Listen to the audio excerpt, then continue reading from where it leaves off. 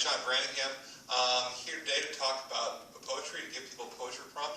We're starting a new project today, and the project is that every day I'm going to give a poetry prompt, and I'm going to do this for the whole year.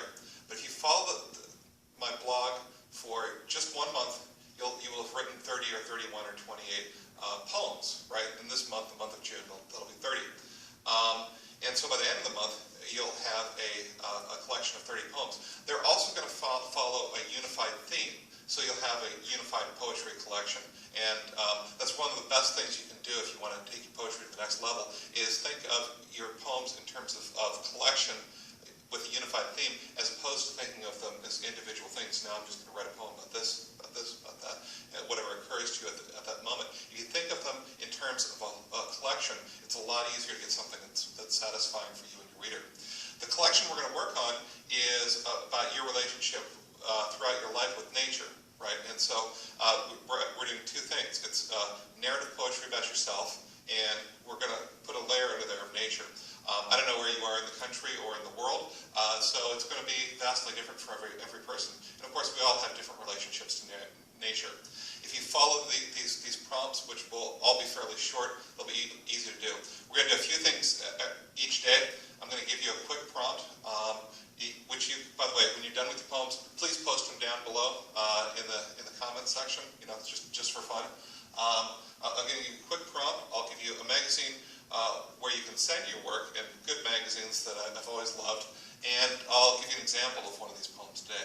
So today, we've talked about the project. I'm going to give you the prompt.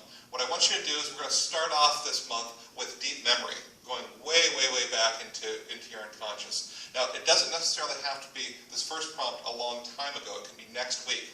But I want you to access a very specific type of memory. And the memory I want you to try to go for is the first time that you can remember being outside by yourself, right? That's the project. The first time you can imagine being outside by yourself. Now, for me, I must have been 3.5, maybe closing out at 4 years old, and I walked outside and I saw, but without my mother, I saw a sign for it was a real estate sign, and it took me a long time to realize that was my childhood home being sold, and that's why it was so significant for me.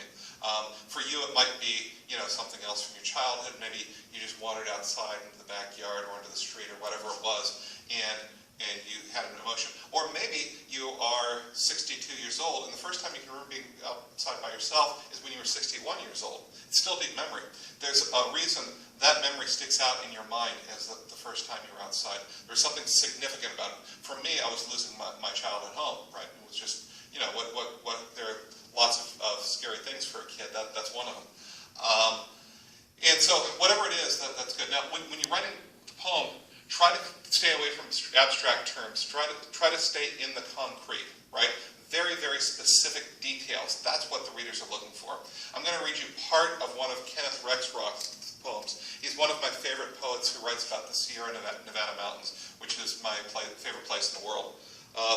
Kenneth Rexroth. And I'm not going to read the entire poem. It's a 4-page poem, but it's part of Toward an Organic Philosophy. Here it is. The snow has lasted longer this year than anyone can remember. The lowest meadow is a lake. The next two are snowfields. The pass is covered with snow. Only the steepest rocks are bare. Between the pass and the last meadow, the snowfield gapes for 100 feet in a narrow blue chasm through which a waterfall drips. Okay, so now what you have here is specific language, and that's going to give us a specific emotion.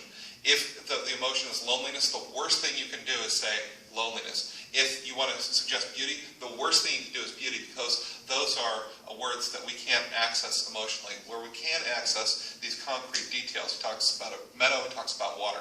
Okay, so when you get done with that, please post it down below if you feel like it. Don't be embarrassed. You know, we're all embarrassed about our work. And then send it to the East Jasmine Review, which is one of my favorite magazines. It's out of the San Gabriel Valley. I believe it's published in Glendora. I'll provide a link for that down below as well. All right, so I'll see you tomorrow.